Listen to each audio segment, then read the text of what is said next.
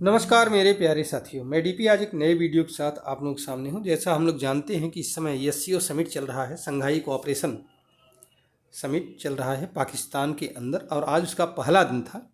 लगभग 15 देशों के राजनयिक और डेलीगेशंस वहां पहुंच चुके हैं पाकिस्तान के अंदर। भारी भरकम सुरक्षा के बीच में उनको होटल्स में ठहराया गया है, और जो वीआईपी एरिया है वहाँ पर कोई भी जाने नहीं पा रहा है। भारत के विदेश मंत्री एस जयशंकर भी वहाँ पहुँचे, और जैसा कि आप लोगों ने देखा होगा एयरपोर्ट पर काला चश्मा लगाए हुए चले जा रहे हैं। तो इधर जो है, अब जैसे ही एस जयशंकर वहाँ पहुँचे तो भारत में जो पाकिस्तान प्रेमी रह रहे हैं वो एकदम शुरू हो गए कि भारत पाकिस्तान के बीच व्यापार शुरू होना चाहिए, हमारे हित में है, आदि बातें, दुनिया भर की बातें वो बोल रहे हैं। भारत को जरूर वहाँ मिलना चाहिए और लोगों से, अपने ही समकक्ष लोगों से।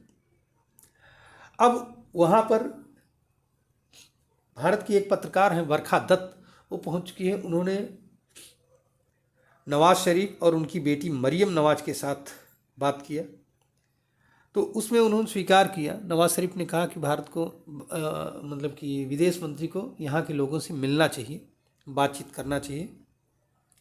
ऐसा नहीं है कि ऐसे ही मतलब इस मौके को बेकार नहीं जाने देना चाहिए, ऐसा उनका कहना था। आप लोगों को मालूम होना चाहिए, ऐसे बिलावल भुट्टो भी जब आया था भारत में तो उस समय बहुत सारे मीडिया के लोग, इसमें राजदीप सरदेसाई जैसे लोग भी थे, उन्होंने खूब पहाड़ा पढ़ा था, लेकिन इंडिया ने कोई उसमें भाव नहीं दिया था। मोदी गवर्नमेंट का एकदम क्लियर कट स्टैंड है कि तब तक बातचीत नहीं हो सकती पाकिस्तान से जब तक कि आतंकवाद पर रोक नहीं लगाया जाता है। इधर चाइनीज़ डेलीगेशन भी पहुंचा हुआ है। आप लोगों ने सुना होगा कि चाइनीज़ डेलीगेशन जो है, चाइना के पिछले कुछ दिनों में वो अटैक हुआ था, जो चाइनीज़ डेलीगेशन पर एक आया हुआ था।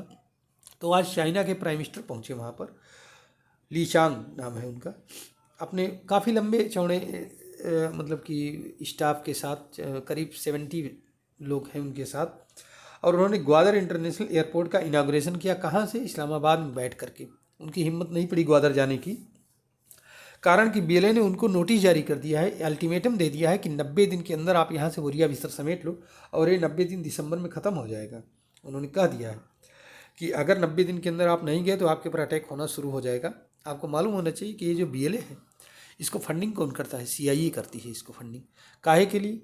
मात्र चाइनीज़ को नुकसान पहुँचाने के लिए, चाइनीज़ को नीचा दिखाने के लिए ये काम हो रहा है।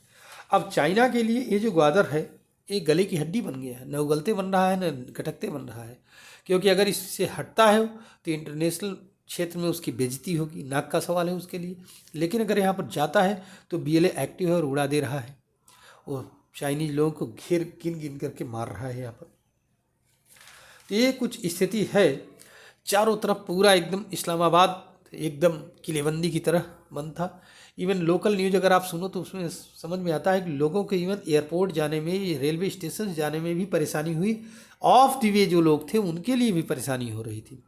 सेंट्रल में तो है ही है, जो केंद्र में है वो तो है ही है, लेकिन जो ऑफ द वे लोग रहते हैं उनको भी बहुत परेशानी हुई। लेकिन चलो, इसके बावजूद समिट हो रही है, सक्सेसफुल मानी जा रही है। कोई तब भी अभी कल का इंतज़ार करना पड़ेगा कि कहीं कोई ऐसा न हो, कोई अनहोनी घटना आसपास या कहीं पर हो जाए।